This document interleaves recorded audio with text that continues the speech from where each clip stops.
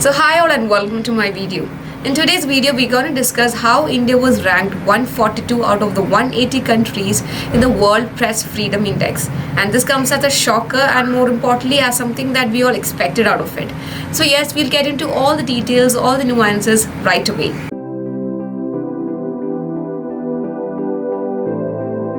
So before we get into it, we should discuss the relevance of this topic. So this comes under your GS paper 2, which is Polity and Constitution, which is constitutional provisions.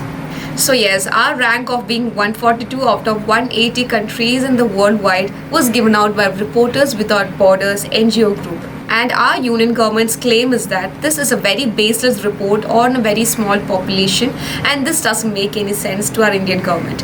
So we don't know how far that is true, but let's get into all the dimensions and points mentioned in our video. So World Press Freedom Index is published every year by the Reporters Without Borders annually ever since 2002. And it's based upon the organization's own assessment of the country's press freedom records in the previous years. And it intends to reflect the degree of freedom of journalists, news organizations, netizens, and have in each country, and the efforts made by the authorities to respect this freedom. And we know that in a democratical setup like India, we don't have separate set of laws governing or regulating for these press freedoms.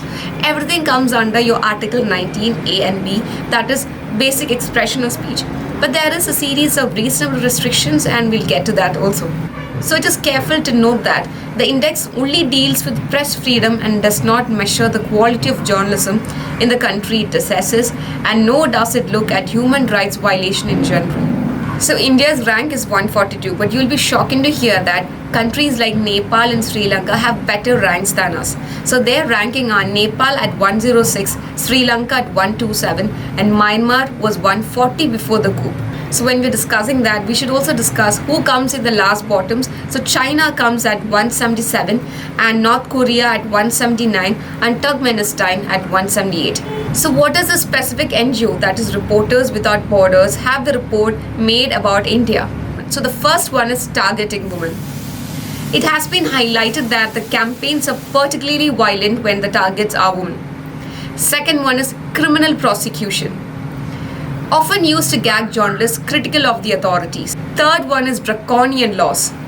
It termed various Indian laws such as laws on sedition, state secrets, and national security and draconian.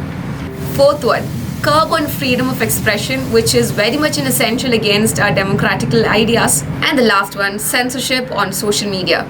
So it specifically mentioned that in India, the arbitrary nature of Twitter's algorithm has resulted in brutal censorship. So when you're talking about the reservations held by India, it's not just us, even the other countries are claiming that these reports given out by these NGOs are totally baseless and doesn't make sense to our idea of democracy.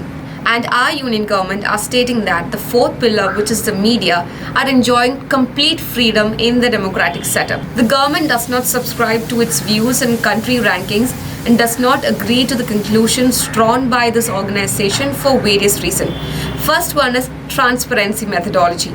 Second one, very low sample size. Third one is little or no weightage to fundamentals of democracy. Fourth point is adoption of a methodology that is questionable and non-transparent.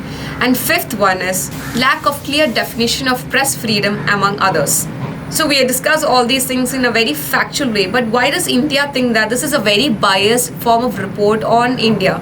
Mainly because it's a very subjective report, and it's been computed through the prisms of Western liberals, and it tends to default to a homogeneous views of mass media, which then facilitates comparison between countries.